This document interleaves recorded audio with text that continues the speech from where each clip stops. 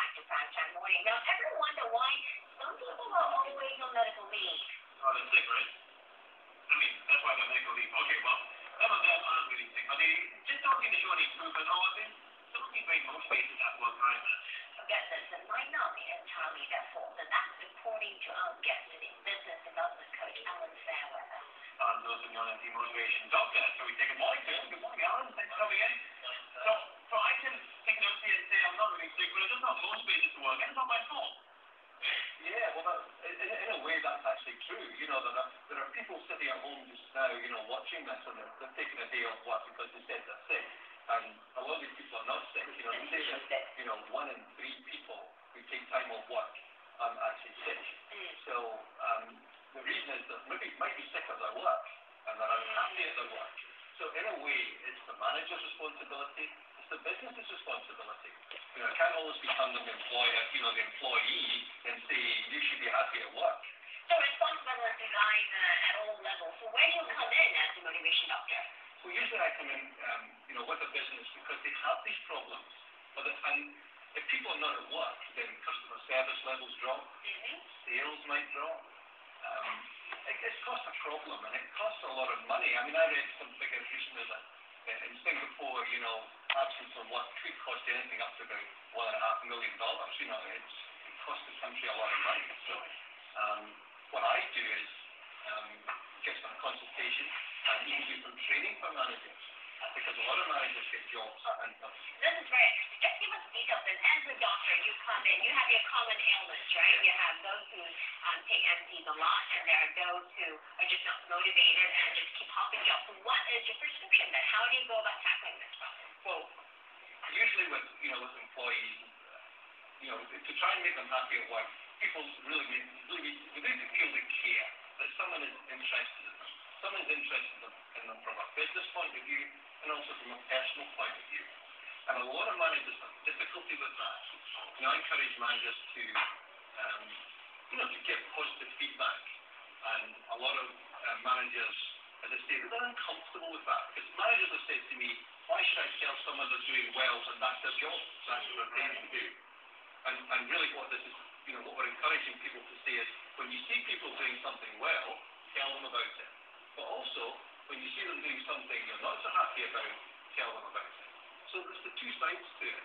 And then the employee feels the balance. They think that, well, at least they care about me and they're interested in me, so I'll listen to the negative side. So it really sounds like a sort of an open door communication, two-way street there. So people know that you're not just always putting them down. You're actually giving them criticism, which is helpful in a sense. But thinking back, Asian culture, we're not so, in a way, so outgoing to say, hey, you've done a good job. This is not in the culture. And if you start doing that, and that seems even weird for some people. It is, and I accept that. And I think it's not just, you know, an Asian culture. I think you'll find it quite across the board. But really, what it says in the book, it actually gives people things they can say. It's not a case about saying, oh, well done, you're a great guy, and I'm really, that's patronizing. It's really about being more specific and saying, you know, thank you, Steve, for the way you've written that report. It's very clear, it's easy to read, and I appreciate what you've done.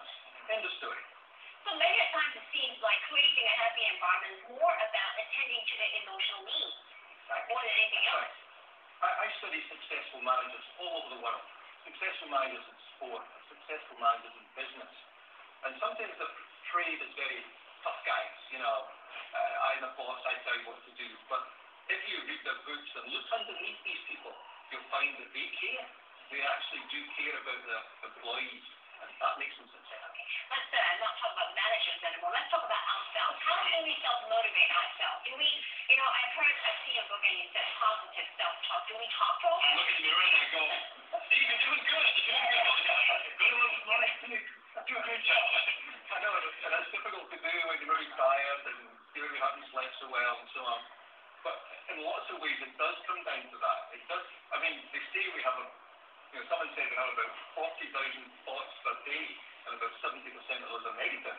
You know, we think, oh, I'm not so good today, or it's not going to work out very well. It's a case of turning that round and looking and saying, you know, what am I going to do to get myself further forward? And so when I wrote this book, you know, it took me a long time to find a publisher for a book, and anyone who's out there who's written a book will know, you get a lot of rejection. How difficult it is. Very difficult. And so how do you talk to yourself? How do you motivate yourself to go on? well, what you do is you look what other people have done. And I often really have role models to look at. People have been successful, whether it's been in sports, or whether it's been in business. And a lot of the time you find that, a lot of these successful business people, it's not necessarily about their academic qualifications or their skills. It's that inner core, it's that thing that says, I'm going to do this. And it's the same with that book. Every time I got a rejection letter that said, it's a great book, but there's a lot of management books out there and so on. And you think, but, it's a case of just, working away on it, keeping on pushing and keeping on going. I guess not everyone's cut out for that. I mean, some people say you're either born with it or you're not. You either have an outgoing personality and kind of work with people or you're not. So, is that true? Can I train myself to be something else? I think it's something that, really needs to, you can establish, maybe from your own family and your own background. I mean, I was brought up in quite a negative family. My parents were very good to me, and they fed me well, and they clothed me well, and they thought I was, educated.